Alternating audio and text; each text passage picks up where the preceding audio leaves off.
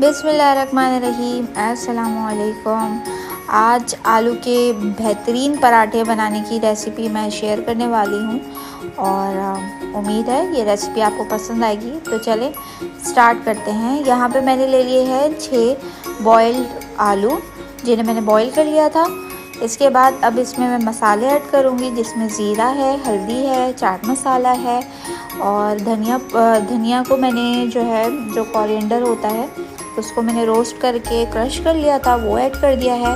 हस्ब ज़ायक़ा नमक है, हरा धनिया और हरी मिर्चें। अब आप इसको अच्छे से मिला लेंगे और मिक्सचर हमारा आलू का बिल्कुल रेडी है।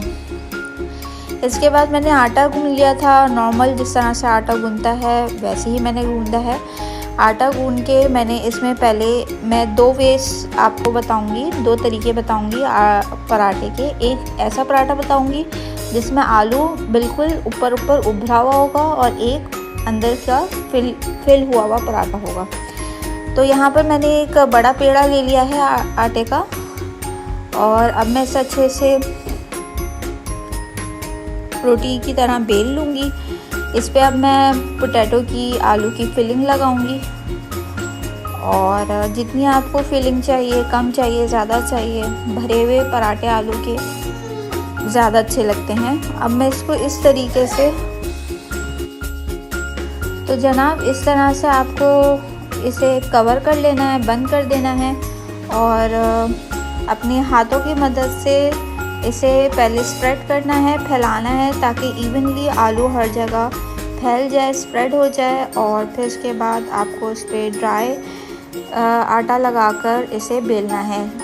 मेक श्योर आप बेलें, बहुत स्लोली बेलना है क्योंकि इसका फटने का खदशा होता है। देखें आलू बिल्कुल ऊपर की तरफ आ गया है और यहाँ पर मैंने इसे तवे पे रख लिया है। पहले हम अच्छे से इसको दोनों तरफ से सेक लेंगे और इसके बाद घी, कि अगर आप ऑयल यूज़ करते हैं, दोनों आपके पास ऑप्शन है, घी ऑयल आप इसके ऊपर लगाएं। और यहाँ पर मैं घी यूज़ करूँगी। मीडियम फ्लेम पर आपको पराठे सेकने हैं और देखिए ये बिल्कुल रेडी है।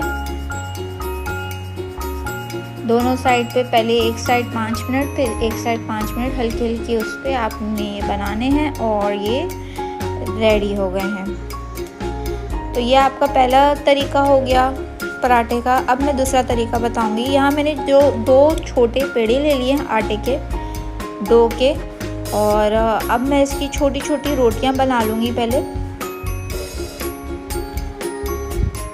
और इसके बाद पहली जो रोटी होगी उसके ऊपर मैं आलू की फिलिंग रखूँगी।